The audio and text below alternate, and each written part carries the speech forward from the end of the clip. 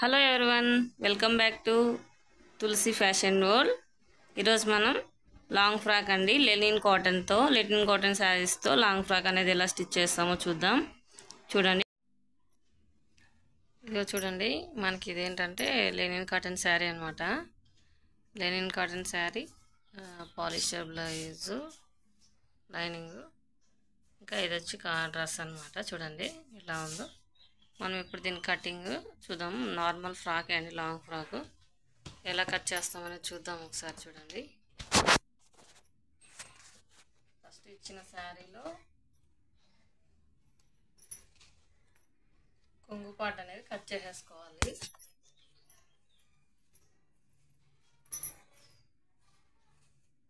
ఎందుకంటే కొంగు పార్ట్ బాడీకి అని అలా వేసుకోవచ్చు కదా. ఫస్ట్ కొంగు పార్ట్ అనేది కట్ చేసుకోవాలి.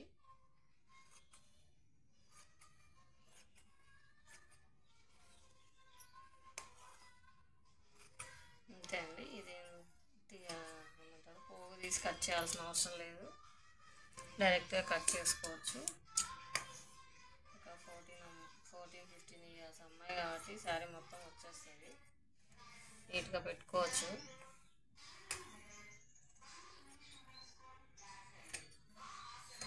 అంతే అండి. మనకు వచ్చి 4 మీటర్స్ లైనింగ్ వాళ్ళే ఇచ్చారండి. సో మనకి మనం ఇలా ఫ్రీగా పెట్టుకోవచ్చు.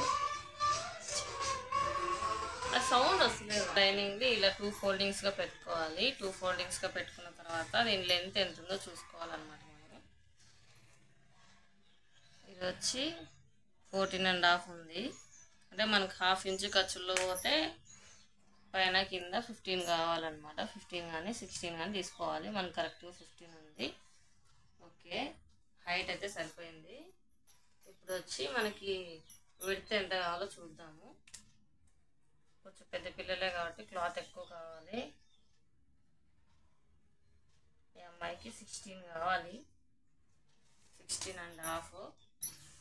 ఇంకా కొంచెం పెరిగే పిల్లలు కాబట్టి ఎక్కువ పెట్టుకోవాలి. నేను 20 పెడతాను. 20 మార్క్స్ చేసుకుంటే సరిపోతుంది. అటు సైడ్ లాస్ట్లో కొంచెం ఎడ్జెస్ బాగాలేవు, అంతా కట్ చేసుకోవాలి. ఇప్పుడు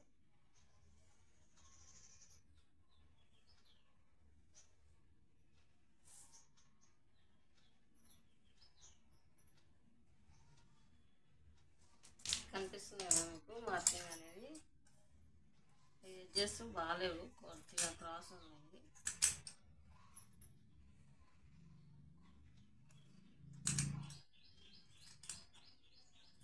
ఇది కట్ చేసేసుకుంటే నీట్గా ఉంటుంది అనమాట.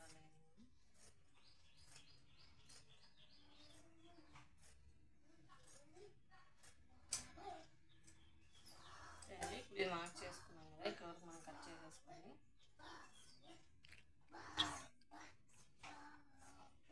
మొత్తం కట్ చేసుకున్న తర్వాత ఇప్పుడు ఫ్రంట్ బ్యాక్ అనేది మార్క్ చేసుకోవాలి. షోల్డర్స్ అంతా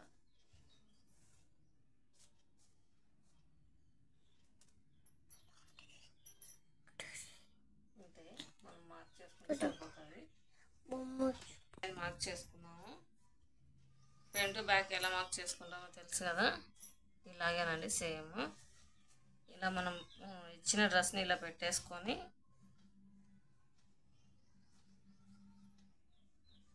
కొద్దిగా పైకి మార్క్ చేసుకుంటాం అంతే.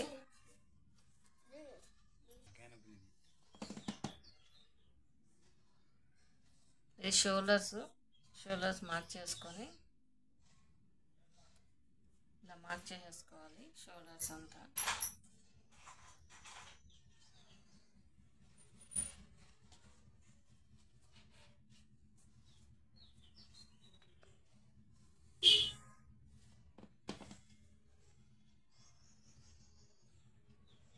ఇలా మార్క్ చేసుకున్న తర్వాత కట్ చేసుకోవాలి మనం.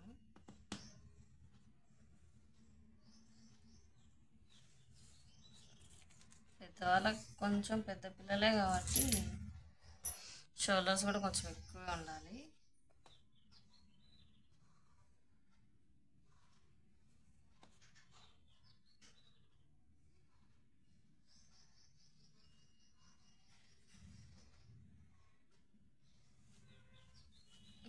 ఈ డిజైన్స్ గీయడమే రాదు అసలు, ఏం చేయాలో అర్థం కాదు. ఒకసారి నాకు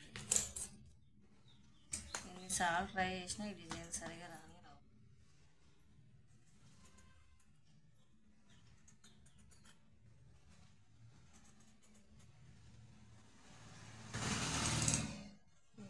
మార్క్ చేసుకున్న వరకు మనం కట్ చేసుకోవాలి. షోల్డర్స్ కూడా అంతే. మెయిన్ ఫ్యాబ్రిక్ తర్వాత దాని మీద పెట్టి కట్ చేసుకుంటే ఈజీగా ఉంటుందని. ఒక్కోసారి నేను మెయిన్ ఫ్యాబ్రిక్ కట్ చేస్తాను, ఒక్కోసారి లైనింగ్ కట్ చేస్తాను. వేస్ట్ ఆఫ్ క్లాత్ అనమాట. ఇక్కడ మనకి జాయింట్స్ ఉన్నాయి కదా, ఇవి కట్ చేసుకుందాం.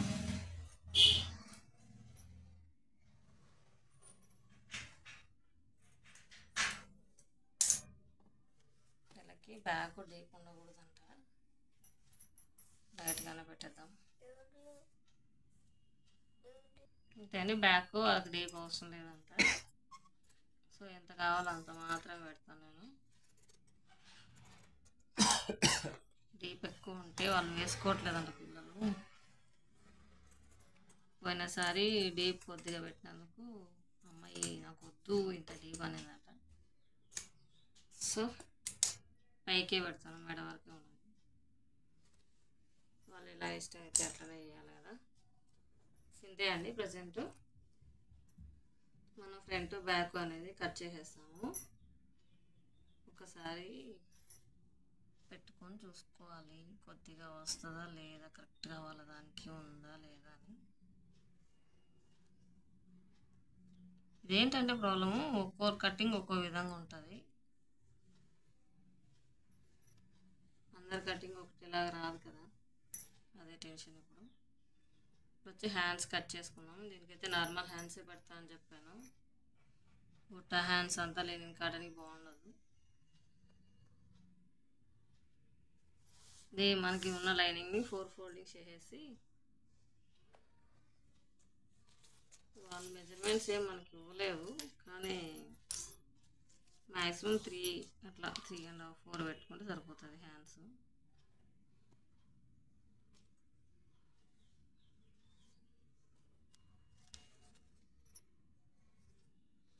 హైట్ వచ్చి 5.5, డౌన్ వచ్చి 3.5 వరకు సరిపోతుంది.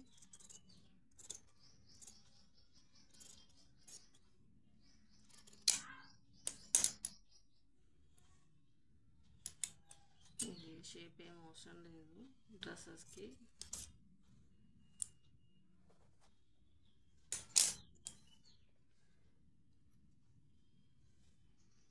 కుట్టేటప్పుడు మళ్ళీ అన్ని కుట్లో పోతాయి కదా, అందుకోసమే నేను ఇప్పుడు షేప్ తీయలేదు, తర్వాత వచ్చేస్తుంది ఆటోమేటిక్గా.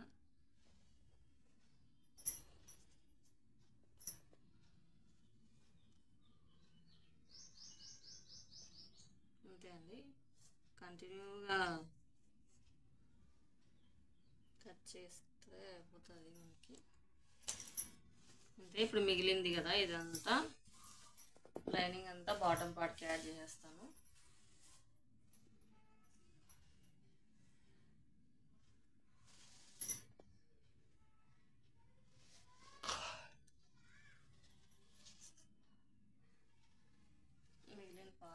మిగిలిన అంతా ఇంకా ఇలా యాడ్ చేసే మిడిల్ కట్ చేసుకుని ఫ్రంట్ ఒకటి బ్యాక్ ఒకటి కట్ చేసుకుని యాడ్ చేసుకోవడం. ఇంకా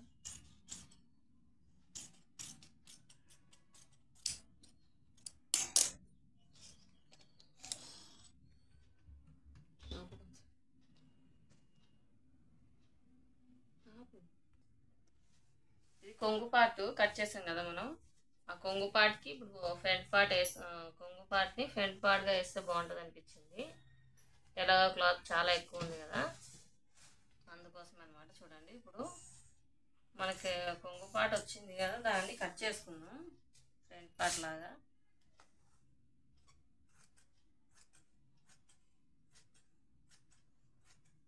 క్లాత్ ఎక్కువ ఉంటే డిజైన్లు కూడా చాలా బాగా వస్తాయి.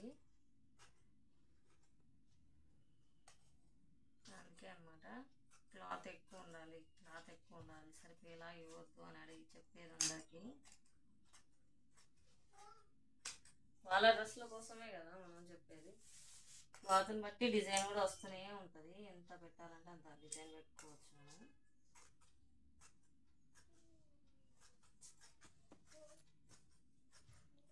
నాకేం సరదా కాదండి క్లాత్ ఎక్కువ కావాలని చెప్పడానికి. కొంచెమే క్లాత్ ఇస్తే అది కూడా డ్రెస్ కూడా అలానే ఉంటుంది, అడ్జస్ట్ అవ్వదు.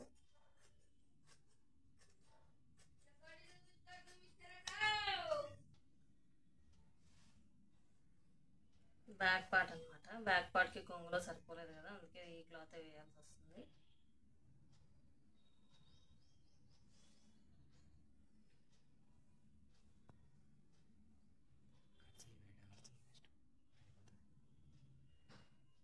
ఫస్ట్ నీట్గా ఇలా అడ్జస్ట్ చేసేసుకున్న తర్వాత కట్ చేసుకోవాలి. ఎందుకంటే మనకి ఎంత కావాలని తెలియాలి కదా, అందుకోసం అనమాట.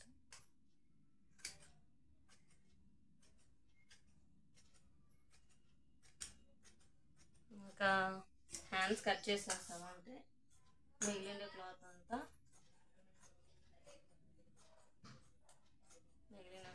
మనం ఏం చేస్తాం, డ్రెస్కి పెట్టేస్తాం.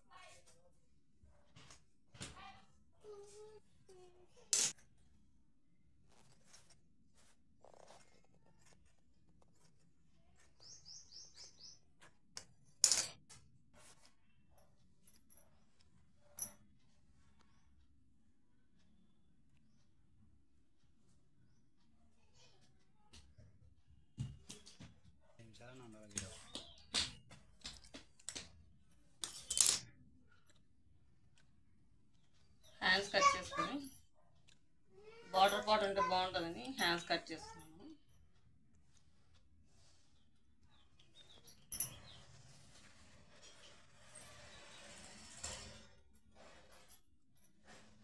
కొద్దిగా ఎక్కువ ఉంటే బాగుంటుందని, సరిపోయినా కూడా ఇంకా కొంచెం ఎక్కువ తీసుకుంటున్నాను క్లాత్. ఎందుకంటే ఒకవేళ సంఖ్యలో తక్కువైనా కూడా మళ్ళీ అటాచ్ చేసుకోవచ్చు, లైనింగ్ అని అటాచ్ చేసుకుని సరిపోతుంది అని ఎక్కువ పెట్టుకుంటున్నాను. ఫస్ట్లో నేను డ్రెస్సులు స్టిచ్ చేసినప్పుడు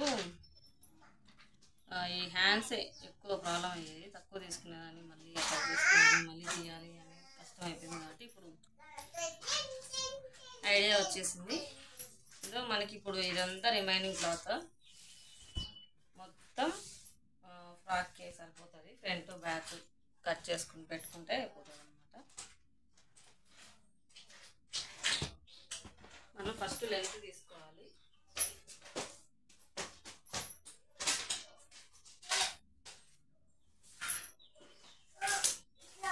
దగ్గర దగ్గర 4 మీటర్ల క్లాత్ వచ్చింది. 4.5 క్లాత్, 4.5 మీటర్ వచ్చింది.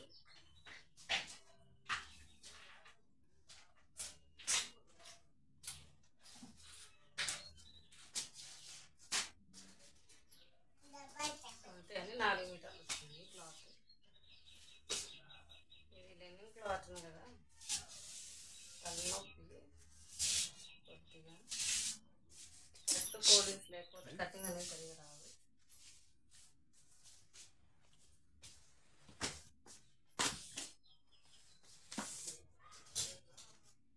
ఇలా 4 ఫోల్డింగ్స్ పెట్టేసి నేను కట్ చేసుకుంటాను, ఎందుకంటే నాకు కత్తిర బాగానే తెలుస్తుంది. లెంత్ ఒక్కటి చూసుకోవాలి. ఇప్పుడు మనం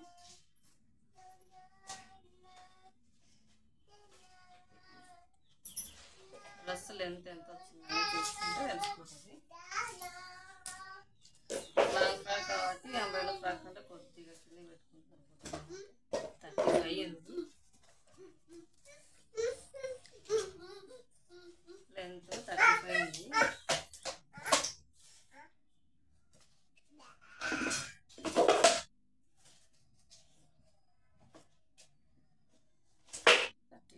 ఇది అంబ్రెల్లా ఫ్రాక్ ఇచ్చారు, అది అర్థం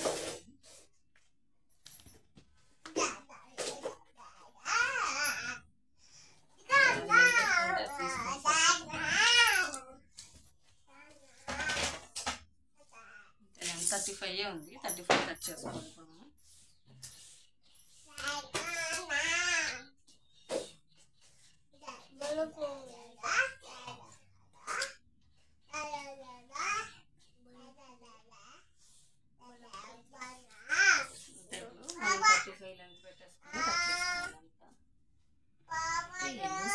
చెప్పేసి చేసినా అట్లాగే వస్తుంది. కొంచెం అటు ఇటు అయితే కష్టమవుతుంది. నేను చేస్తుంటే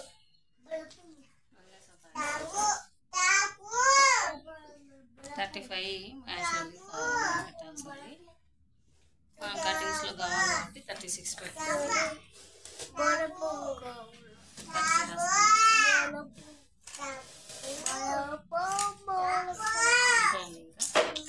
మన కటింగ్ అయిపోయింది. తర్వాత స్టిచ్చింగ్ చూద్దాం. చూడండి, ఇది వచ్చి ఫ్రంట్ పార్ట్ అండి. ఫ్రంట్ పార్ట్ వచ్చి కుట్టి తిప్పేశాను.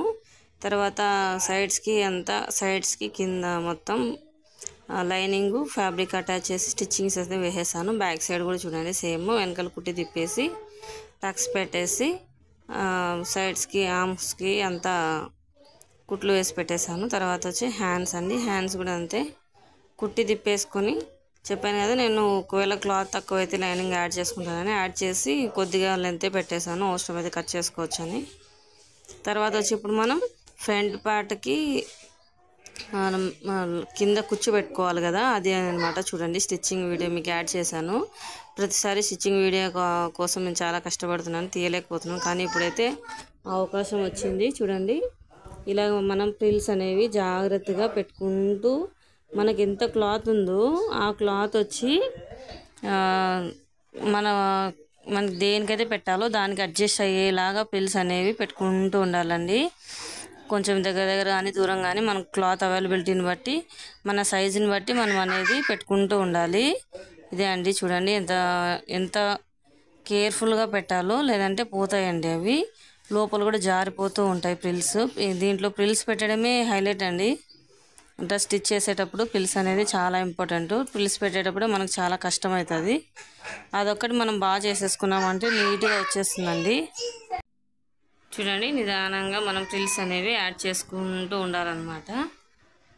సరిపోయేలాగా చూసుకుంటూ అడ్జస్ట్ చేసుకుంటూ, సరిపోలేదంటే తీసి మరీ మనం అడ్జస్ట్ చేసుకుంటూ పెట్టుకోవాలి. చూడండి, ఎంత క్లాత్ ఉందో మనకి ఇంకా రిమైనింగ్ ఎంత లెంత్ అనేది పెట్టాలో చూసుకుంటూ 1 by 1 యాడ్ చేసుకుంటూ పోవాలన్నమాట. చూడండి, మీకు రాకపోతే ఇప్పుడు చూసి నేర్చుకోండి ఎలా ప్రిల్స్ పెడతారనేది. బిగినర్స్కి చాలా యూజ్ అవుతుందండి, అందుకోసం నేను వీడియో పెట్టాను. మనం ఆపోజిట్లో పెట్టుకోవాలి. చూడండి ఒకసారి, ఇలా నిదానంగా పెట్టుకుంటూ యాడ్ చేసుకుంటూ వెళ్ళాలి. అప్పుడే మనకు అది నీట్గా వస్తుంది. కొందరు అయితే స్పూన్ బట్టి లేదంటే ఇట్లా ఎంత లెంత్ పెట్టాలో అలా డ్రా చేసుకొని మరీ పెట్టుకుంటారు. మేము అలా చేయమండి, డైరెక్ట్గా ఇలా పెట్టేస్తాము.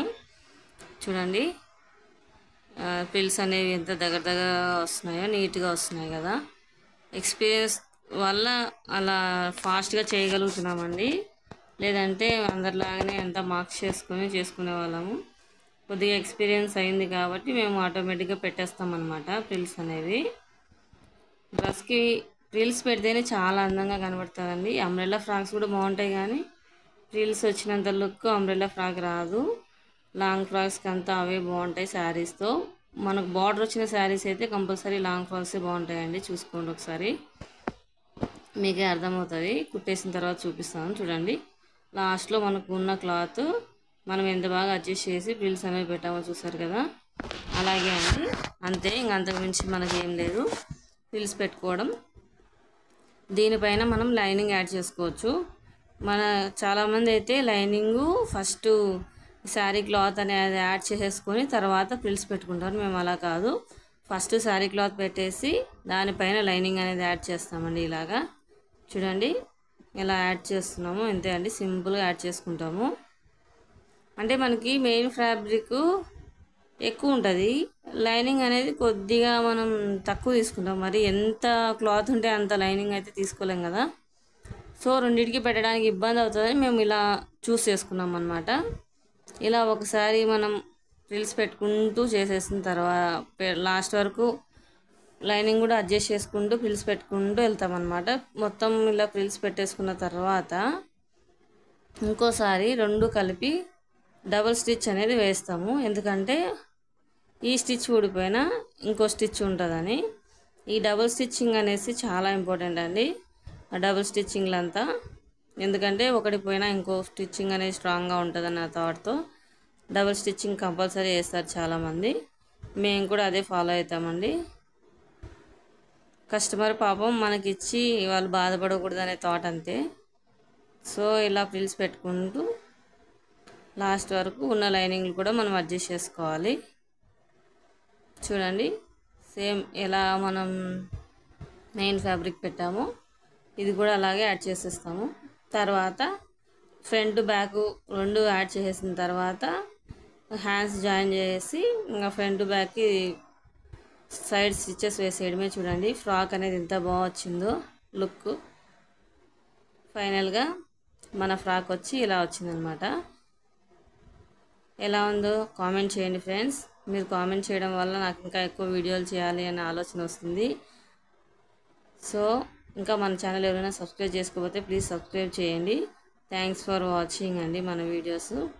ఇంకా లైక్ చేయండి, షేర్ చేయండి, కామెంట్ చేయండి. మీ ఫ్యామిలీ మెంబర్స్తో సబ్స్క్రైబ్ చేపియండి. ఈ వీడియోస్ చేయడానికి స్టిచ్చింగ్ చేసుకుంటూ మేమైతే చాలా అంటే చాలా కష్టపడుతున్నాము. మీ లైక్, కామెంట్, షేర్ అనేది మాకు కాంప్లిమెంట్ లాగా ఉంటుంది అనమాట. థ్యాంక్స్ అండి. Thank you for